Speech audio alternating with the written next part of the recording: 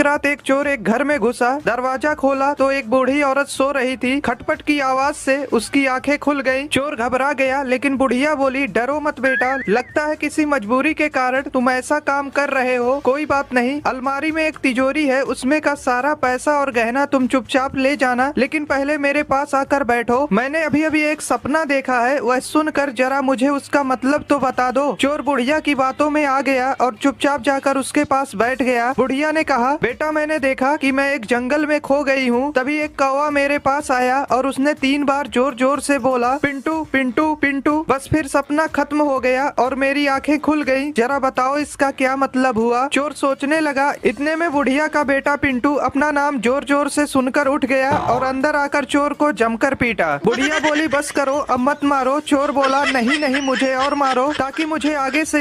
निमुड़ा इधर आ, मैं तेरे को एक चीज दिखाती हूँ, देख। एक बार 2 लुटेरों ने प्लान बनाया कि इस बार बैंक लूटने चलते हैं। उन्होंने बैंक में घुसते ही बंदूक बैंक अधिकारियों पर तान दी। लुटेरों के मुखिया ने बैंक में मौजूद लोगों को चेतावनी देते हुए कहा, सब लोग तुरंत हाथ खड़े कर लो, और असिस्टेंट मैनेजर को बोला कि सारे पैसे इस बैग में डाल दो। फिर डर के मारे उसने सारे पैसे बैग में डाल दिए। फिर उनमें से एक लुटेरा जो कि डिग्री होल्डर था बोला कि पैसे गिन ले। मुखिया बोला, बेवकूफ, वो टीवी पर न्यूज में देख लेना, इसे कहते हैं एक्सपीरियंस। लुटेरे 20 लाख रुपए लेकर भाग गए। बैंक अधिकारियों ने कहा, पुलिस में कंप्लेंट करवाएं। मैनेजर बोला, 10 लाख और निकाल लो, और जो हमने 50 लाख का गबन किया है वो भी इस लूट में जोड़ दो, इसे कहते हैं अपॉर्चुनिटी। फिर टीवी पर न्यूज आई, बैंक में 80 लाख की लूट हुई। लुटेरों ने कई बार रुपए गिने पर 20 लाख ही निकले। उनको समझ में आ गया कि इतने जोखिम के बाद भी उन्हें 20 लाख ही मिले, जबकि मैनेजर ने बैठे बैठे 60 लाख यूं ही कमा।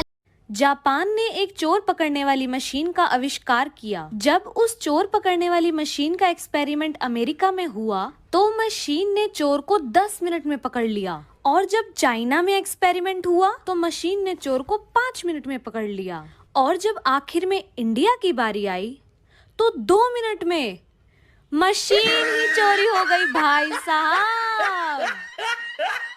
कल मैं घर लेट पहुंचा तो पापा ने पूछा, कहाँ था तू? मैंने बोला दोस्त के घर था।